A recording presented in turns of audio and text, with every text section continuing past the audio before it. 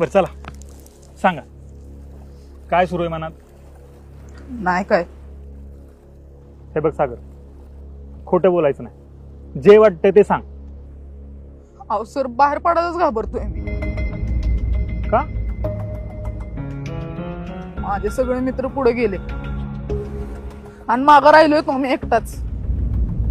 ते सगळे तिकडे कॉलेजमध्ये त्यांचं आयुष्य जगतात आणि मी तर अजून 10वीतच अडकलोय. अहो रात्री झोप लागत नाही हो सर. डोळं मिटलं तो निकालाचा दिवस आठवतो. त्याच्यामुळे आई बी बोलना झाल्या माझ्याशी.